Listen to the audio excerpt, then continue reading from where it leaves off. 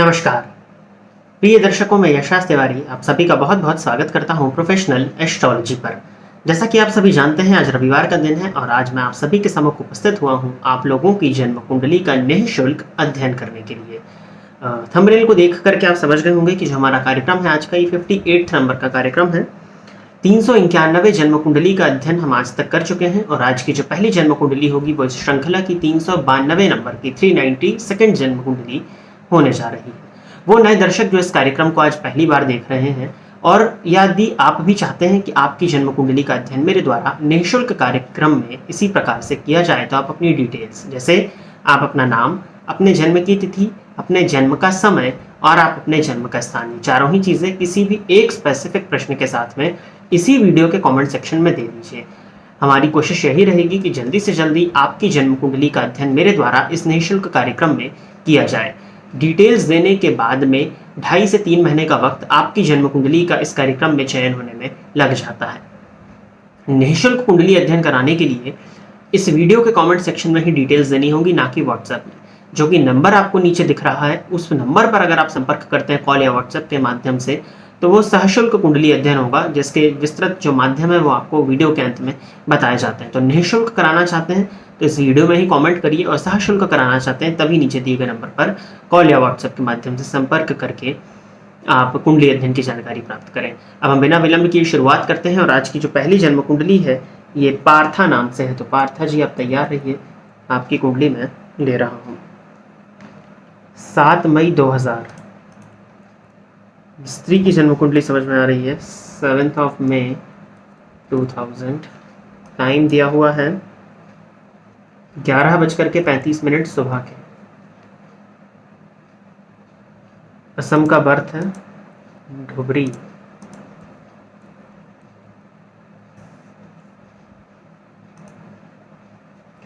कर्क लग्न की जन्म कुंडली है आपकी, मिथुन राशि है। 5 ग्रह बैठे हैं आपकी कुंडली के दशम भाव में। लग्नगत राहु बैठे हैं, ठीक है। गुरु की दशा में शनि का अंतर आपको चल रहा है। प्रश्न क्या है आपका, मेरी कुंडली में स्पिरिचुअल योग कितने स्ट्रांग है। स्पिरिचुअल योग क्या होता है? अगर आप अध्यात्म के क्षेत्र में देखिए, कर्क लग्न की कुंडली है, लग्नेश जाकर के 12वें बैठे हैं, लग्न में राहु बैठे हैं, तो लग्नेश चंद्रमा हो जाते हैं। चंद्रमा का जाकर के 12वें भाव में बैठना, शनि की दृष्टि से दृष्ट और लग्न में राहु का होना मन शांत करा देता है ये। और स्पिरिचुअलिटी के मार्ग पर आगे चलने के लिए, धर्म के मार्ग पर चलने के लिए, अपने आध्यात्मिक विकास के लिए मन का शांत होना जरूरी है।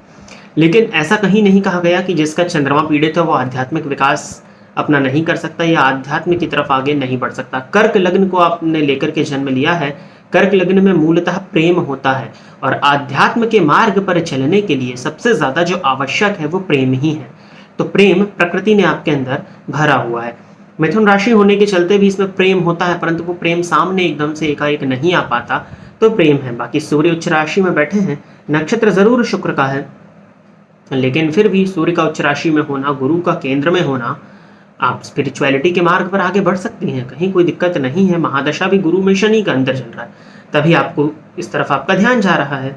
लेकिन फिर भी 5-5 ग्रह आपके दशम में बैठे हैं। मुझे लगता है कि आप इस फील्ड में या स्पिरिचुअलिटी के मार्ग पर आप बहुत जल्दी आगे बढ़ सकती हैं। बस आपको अपने मन को शांत करने की ज़रूरत है। फिर भी अगर आपने कोई गुरु बनाया हुआ है, गुरु बना करके उनके माध्यम से अगर आप कोई साधना वगैरह करते हैं तो आपका मन भी शांत होना कोई बहुत मुश्किल नहीं होगा। तो आप बिल्कुल अपना सोचा है तो अपने, क्योंकि उम्र आपकी छोटी है, 2000 का आपका जन्म है, तो माता पिता की भी अनुमति ले लीजिए कि उन्होंने क्या सोच रखा है। फिर भी अगर आप अपने कार्य के साथ साथ स्पिरिचुअल के मार्ग, स्पिरिचुअलिटी के मार्ग पे जाना चाहती हैं, आध्यात्मिक विकास अपना करना चाहती हैं, तो बिल्कुल इस क्षेत्र में आगे बढ़िए। आपकी कुंडली में योग है और इसमें कोई पूछने की आवश्यकता नहीं है, तो करिए आप। उपाय भी इसके लिए कोई ज़रूरी नहीं है कुछ बताना।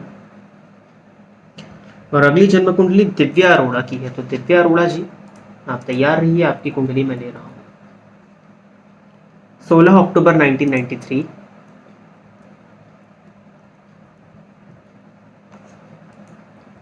जन्म समय दिया हुआ है 15:55,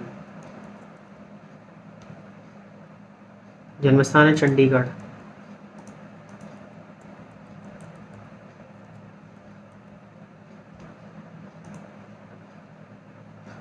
कुंभ लग्न की आपकी कुंडली है दिव्या जी और राशि आपकी बन जाती है तुला। क्या प्रश्न है आपका? स्कूल टीचर हूँ, ओल्ड जॉब पर कुछ अमाउंट पेंडिंग है, सैलरी प्लीज टेल अमाउंट आएगा या नहीं। लाभेश भाग्य भाव में बैठे हैं आपके, और भाग्येश जाकर के षष्ठ भाव में नीच राशि में बैठे हैं। शनि की दशा आपको चल रही है। शनि में बुध का अंतर 17 जुलाई के बाद से। बुध है विशाखा नक्षत्र में भाग्यस्थ हैं और लाभेश के नक्षत्र में संचरण कर रहे हैं। मुझे लगता है कि 17 जुलाई के बाद ही आपकी कुंडली में आपका फंसा हुआ जो सैलरी का अमाउंट है वो वापस आने के योग है। बस आपको अपना 100% प्रयास करना है और विष्णु भगवान की अत्यधिक आराधना करनी है। मुझे आपकी जन्म कुंडली में फंसा हुआ पैसा आने में कोई परेशानी नहीं दिखाई दे रही है, किसी भी पापक ग्रह का प्रभाव नहीं है। बस दिक्कत यह है कि जो लाभ भाव है आपका वो सुप्त अवस्था में है, तो लाभ भाव का सुप्त अवस्था में होने के चलते जो पैसा है वो फंस जाता है। पापकर्तरी योग में भी है, पापकर्तरी योग से कोई दिक्कत नहीं क्योंकि वो लाभ भाव है, लेकिन सुप्त है, वो परेशानी इससे आ रही है।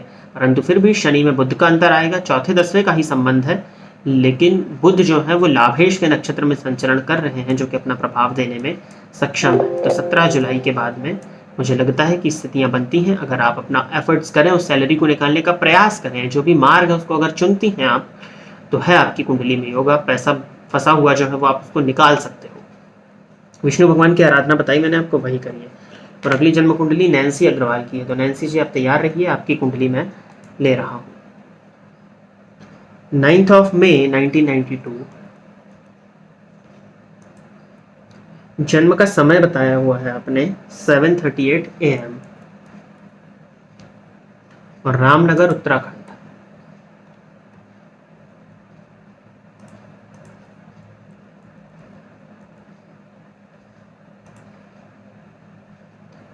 नैन्सी जी आप वृषभ लग्न के हो, कर्क राशि है आपकी, और प्रश्न आपने पूछा मेरा विवाह कब तक होगा, विवाह के बाद कोई प्रॉब्लम तो नहीं होगी सर, प्लीज मेरे भी देख लीजिए कुंडली। सप्तम पति लाभ भाव में है और भाग्य भाव में शनि है। सप्तमेश मंगल पर शनि की दृष्टि पड़ रही है। देखिए, दाम्पत्य के स्वामी पर शनि की दृष्टि का पड़ जाना, और वो भी अगर जब मंगल हो तो कहीं ना कहीं दाम्पत्य जीवन में परेशानियां तो आ जाती हैं। सप्तम पति लाभस्थ हैं आपकी कुंडली में, और सप्तम के कारक स्त्री की कुंडली है तो गुरु मघा नक्षत्र में है, लेकिन चतुर्थ में है, तो चतुर्थ भाव में गुरु का होना ठीक है। राहु की दृष्टि जरूर उन पर पड़ रही है और शुक्र में राहु का अंतर है, और राशि आपकी कर्क है। तो गोचर कुंडली को अगर हम देखते हैं तो गोचर कुंडली से गुरु का भाग्य भाव में संचरण हो रहा है और विवाह का योग अभी भी चल रहा है। किसी तरह के उपाय की आवश्यकता मुझे लगता है कि आपको नहीं है। बस अपने जन्म स्थान से साउथ या साउथ ईस्ट डायरेक्शन से आप रिश्ता ढूंढिए, वहां से आपकी कुंडली में आपको आपके पार्टनर में मिलते हुए देख रहा हूं। और दूसरी चीज ये है कि बाकायदा जन्म कुंडली का मिलान करके ही आपकी शादी हो। कारण क्या है उसका? शुक्र बैठे तो स्व नक्षत्र में है जो कि दाम्पत्य के कारक हैं, लेकिन अस्थावस्था में है, और राहु की दृष्टि से दृष्ट है। सप्तम के कारक गुरु पर राहु की दृष्टि पड़ रही है। सप्तमेश मंगल पर शनि की दृष्टि का पड़ जाना दाम्पत्य जीवन में परेशानी के कारण बन जाता है। नवमांश कुंडली में सप्तमपति उच्च राशि में, लेकिन वहां भी केंद्र में राहु केतु बैठे हैं, मंगल की दृष्टि पड़ रही है। आप जन्म लग्न और चंद्र लग्न से मांगलिक नहीं है, इसके बावजूद बाकायदा जन्म कुंडली का मिलान करके ही आपका विवाह होए। गुरुवार के दिन जल में एक चुटकी हल्दी डाल करके स्नान करिए। जो दिशाएं मैंने आपको बताई हैं वहां प्रयास करिए।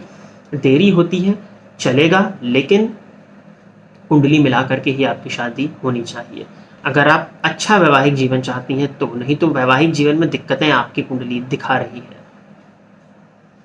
अगली जन्म कुंडली है वेद की, तो तैयार रहिए, आपकी कुंडली में ले रहा हूं।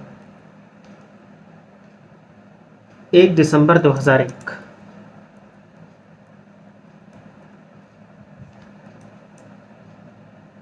सुबह के 11:35 का जन्म है, झांसी उत्तर प्रदेश।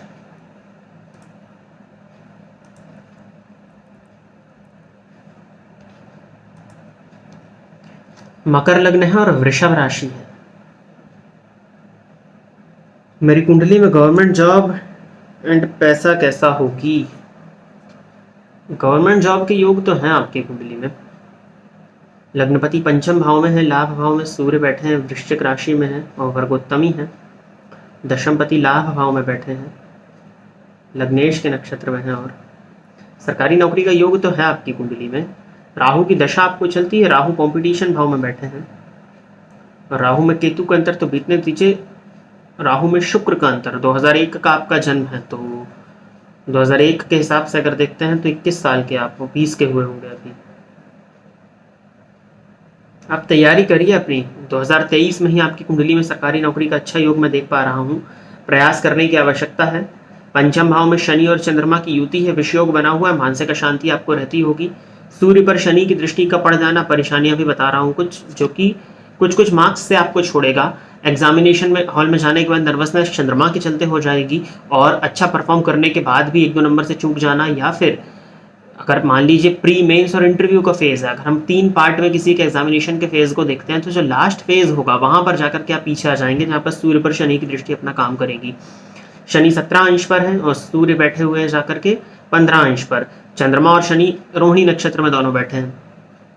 15 अंश और 17 अंश एकदम करीबी का मामला बनेगा, तो सूर्य पर शनि की दृष्टि का बढ़ना आपको सरकारी नौकरी के क्षेत्र में बाधा उत्पन्न करेगा, और राहु की दशा अपना काम करेगी। शनि चंद्रमा की युति कंसंट्रेशन में आपको परेशानियां देखने में मिल जाएंगी, लेकिन फिर भी आप प्रयास करिए अपना। ऐसा नहीं होता कि जिसका मन अशांत हो वो नौकरी नहीं ले सकता है, सरकारी क्षेत्र में नहीं बढ़ सकता। मकर लग्न की कुंडली है, नौकरी के लिए ही बनी है, तो और कोई ऑप्शन है नहीं यहाँ पे।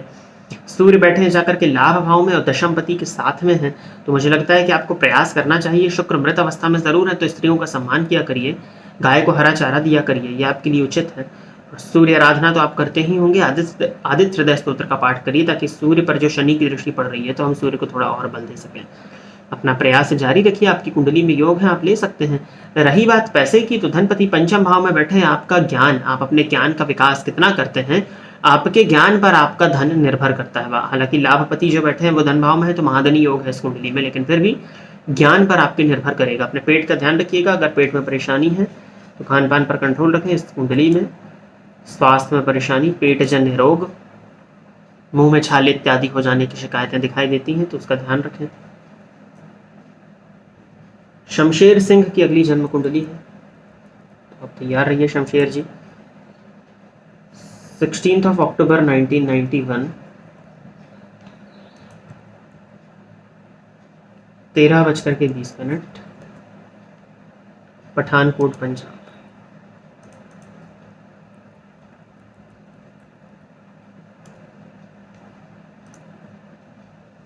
शमशेर जी आपकी कुंडली धनु लग्न की है और राशि आपकी मकर है।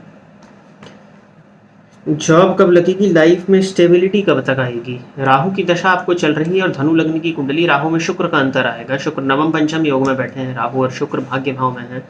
देखिए, स्टेबिलिटी आने के लिए तो आपको गुरु की महादशा का इंतजार करना होगा, जो कि आएगी 2028 के दिसंबर के बाद में। तो धनु लग्न की कुंडली में लग्नेश योग बन गए देवगुरु बृहस्पति, जो कि जाकर के भाग्य भाव में बैठे हुए हैं, जहाँ यति विशिष्ट कारक होते हैं। नवमांश में उच्च के हैं, लग्न भी आपका वर्ग उत्तमी है। तो स्टेबिलिटी कुंडली में मुझे लगता है कि अभी भी होगी, मन अशांत जरूर रहता होगा, क्योंकि लग्न में राहु है और शनि चंद्रमा की युति विष योग है। मकर राशि है आपकी, तो मन अशांत तो वैसे भी रहता। मैंने बताया था कार्यक्रम में कि चंद्रमा अगर मकर राशि में हो सोचते ज्यादा हैं ऐसे लोग। अब रही बात स्टेबिलिटी की, तो वो आप मान के चलिए कि गुरु की दशा में ही आप स्टेबिलिटी को देखने वाले हैं। और क्या पूछा था आपने, जॉब कब लगेगी? अभी 10 जुलाई के बाद ही आपकी कुंडली में जॉब लगने का योग है, जब राहु में शुक्र का अंतर आ रहा है। तो जॉब के लिए अगर आप कोशिश कर रहे हैं तो जॉब लगना इस कुंडली में कोई दिक्कत की बात नहीं दिखाई देती। लाभेश दशम में, दशमेश और लाभेश का परिवर्तन है आपकी कुंडली में, तो धन की स्थिति भी अच्छी है, कोई बहुत ज्यादा परेशानी नहीं दिख रही है। जॉब आप हो सकता है चेंज करना चाह रहे हो, तो 10 जुलाई के बाद में आपकी कुंडली में जॉब लगने के योग है। अपना प्रयास करते रहिए। हनुमान जी इष्ट देवता हैं आपके, पहले भी बताया है कि पंचम भाव में अगर मंगल की राशि है तो हनुमान जी की आराधना करने से लाभ मिलता है। तो हनुमान जी इष्ट देवता हैं आपके, हनुमान जी की आराधना करिए। हनुमान चालीसा बजरंग बाण का नित्य पाठ करिए। 7:30 चल रही है तो नित्य 3-3 पाठ करिए। हनुमान जी के मंदिर में दर्शन करने के लिए जाइए। राहु में केतु का अंतर चल रहा है, स्वास्थ्य का ध्यान रखिए और हनुमान जी की आराधना जितनी बताई है वो करिए, वो आपके लिए उचित है। बाकी मुझे नहीं लगता कि और आपको कुछ चिंता करनी है। राहु में शुक्र का अंतर है, उसको आने दीजिए, तो वो जॉब लगने के योग और फिर 2029 के बाद आपकी लाइफ में स्टेबिलिटी आते हुए देखता हूं, जब गुरु की दशा आपको प्रारंभ होगी। तो प्रिय दर्शकों, इतनी ही जन्म कुंडली का अध्ययन करने के लिए आज मैं आप सभी के सम्मुख उपस्थित हुआ था। आशा करता हूं कि जितने भी लोगों की जन्म कुंडली का अध्ययन यहाँ पर हुआ वो सभी संतुष्ट होंगे। अगर आप भी चाहते हैं कि आपकी जन्म कुंडली का अध्ययन मेरे द्वारा निःशुल्क कार्यक्रम में किया जाए, तो आप अपनी डिटेल्स, जैसे कि आप अपना नाम, जन्म की तिथि, जन्म का समय और जन्म का स्थान, ये चारों ही चीज़ें किसी भी एक स्पेसिफिक प्रश्न के साथ में इसी वीडियो के कमेंट सेक्शन में दे दीजिए। हमारी कोशिश यही रहेगी कि जल्दी से जल्दी आपकी जन्म कुंडली का अध्ययन निःशुल्क रूप से मेरे द्वारा इस कार्यक्रम में किया जाए। आज के लिए बस इतना ही, पुनः मुलाकात होगी, तब तक के लिए इजाजत दीजिए।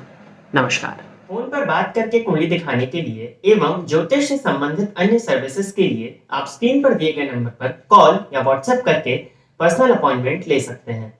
अब आप YouTube के साथ साथ Facebook और Instagram पर भी मेरे अकाउंट को फॉलो कर सकते हैं, जहां पर आपको ज्योतिष से संबंधित जानकारी मिलती रहेगी।